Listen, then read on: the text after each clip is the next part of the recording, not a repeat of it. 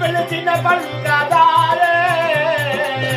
ఎంతలేసిన దేవాదాయే నీవు పిలిచిన పలుకదాయే ఎంతలేసిన దేవాదాయే తెలంగా తెలవారేనమ్మా లేవావే నన్ను గన్నా తల్లి తెలంగా తెలవారేనమ్మా లేవావే నన్ను గన్నా తల్లి తెలంగా తెలవారేనమ్మా అమ్మా అని పిలిచినా మా అమ్మ లేచి నాతో మాట్లాడలేదు బాపు మా అమ్మకి ఏమైనాది నువ్వన్న లేచి ధైర్యం చెప్పు బాపు అని మా బాపు లేపినా బాపు లేచి నాతో మాట్లాడడే వీళ్ళకేమైనా అదని తల్లి కప్పుకున్న ఈ దళసారి కొంగును నేను తీసి చూడగానే కోట నుడుచులు పెట్టి తల్లి చనిపోయింది బాపు మా అమ్మ చనిపోయినది నాన్న అని ఆ బాపు కప్పుకున్న బంగారు శాలువను నేను తీసి చూడగా తండ్రి నోడుకుంటూ పాపారావు చేతికి మరణించారు నా తమ్ములు ప్రియ తమ్ములు ఆరుగురు చిన్నవాళ్ళు ముక్కు నా పచ్చలు వారిని పసుపాప నా చెల్లి అయ్యో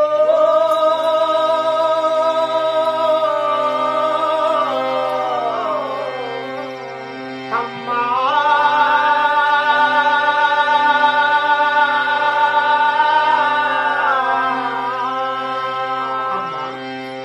సక్కని గుళ్ళు సిక్కు అన్నాయే అమ్మా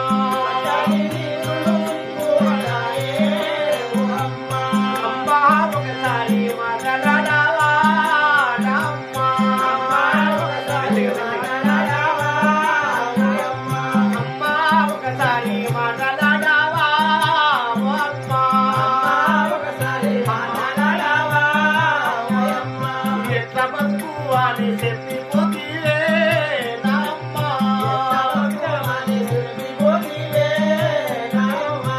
చాలని నోట ముచ్చటాడావా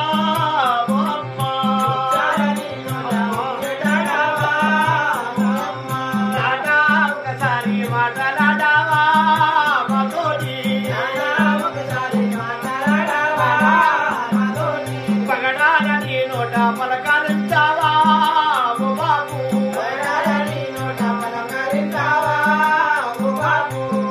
మయల్లమే మరణమై నారా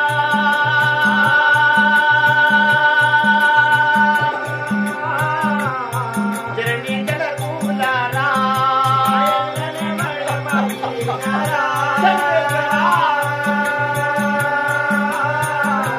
నా తమ్ముడు చిన్నవాళ్ళు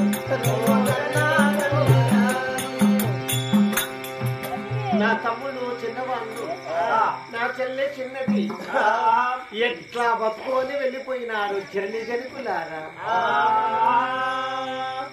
ముక్కు నా పచ్చల వారిని పసిపాప నమ్మ నా చెల్లెలా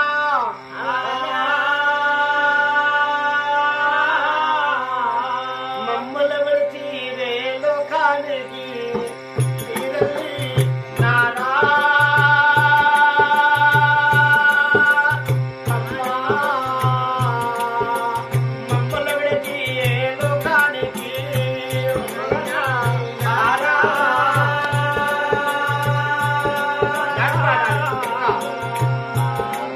అయ్యో అయ్యో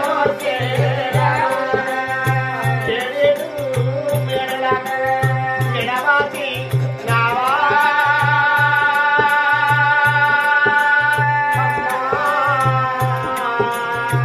ఎడలు గియబెడలకు అయ్యో తెలుగులారా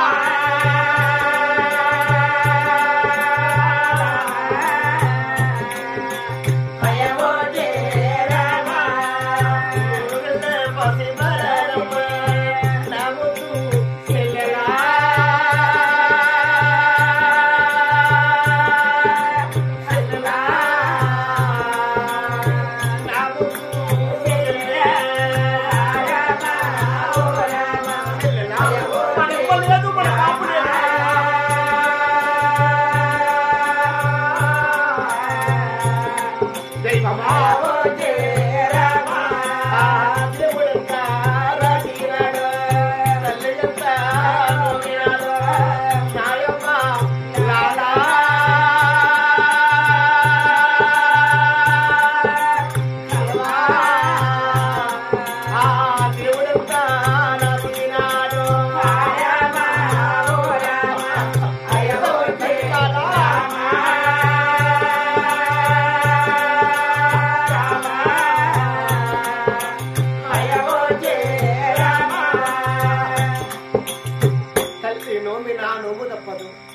దేవుడు రాసిన రాత తప్పదు. సర్వేశ్వరాన్ని నా ఆరుగురు తమ్ముళ్ళు నేను